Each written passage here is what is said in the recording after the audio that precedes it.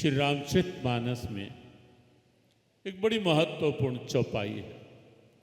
धीरज, धर्म, मित्र अरु नारी, आपद काल परखिए चारी। धीरज, धैर्य, धर्म, वहां धर्म को भी लिया गया कि पता ही ये तब लगता है कि यदि आपत्ति काल है और उस समय भी मैं अपनी उन परंपराओं में दृढ़ हूं तो पता चलेगा मैं धार्मिक। अर्जुन उस समय भी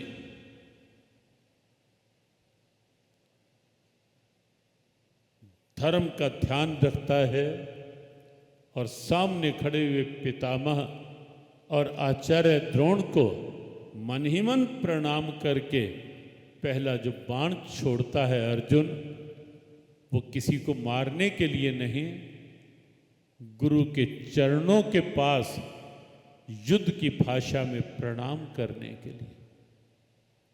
महाभारत के विराट पर्व का पहले अध्याय का ये पहला प्रसंग है। युद्ध की भाषा में प्रणाम किया और प्रणाम का परिणाम तो निश्चित अच्छा ही होता है। विनम्रता का परिणाम अच्छा होता है।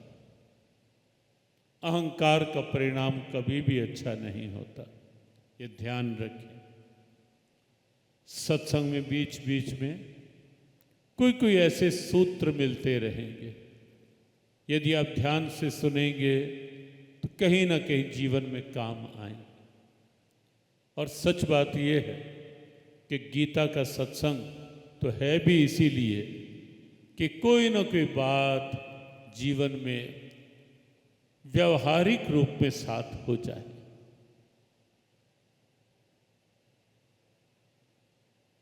अहंकार का परिणाम कभी भी अच्छा नहीं होता, कहीं भी, किसी के लिए भी। लेकिन विनम्रता का, प्रणाम का परिणाम निश्चित रूप से सुखद होता है, अच्छा होता है।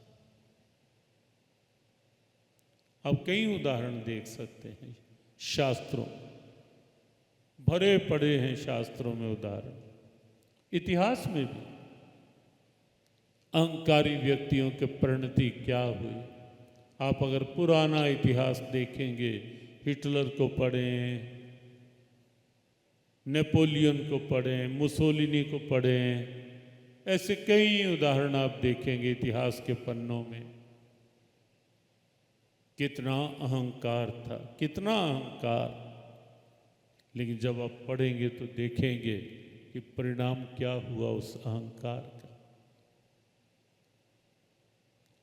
मुसोलिनी एक हाथ में हथकड़ी और एक हाथ में बम लेकर घूमता था कि मेरा जन्म ही पूरी दुनिया पर राज्य करने के लिए हुआ है। किसी को हराकर हथकड़ी और किसी पर वो दिखाता था। लेकिन जीवन के अंतिम समय में जेल की सलाखों में सिर मार मार करके प्राण निकले थे।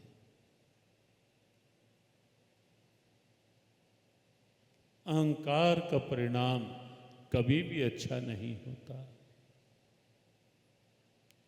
आप हिरण्याकशिपु को देख लें, कंस को देखें, दुर्योधन को देखें, रावण को देखें, कितने उदाहरण। अहंकार का परिणाम कहीं भी अच्छा नहीं। विनम्रता निश्चित अच्छा परिणाम लाती है। हाँ, हो सकता है ये कि अहंकार प्रारंभ में कुछ उछाल दिखाता है,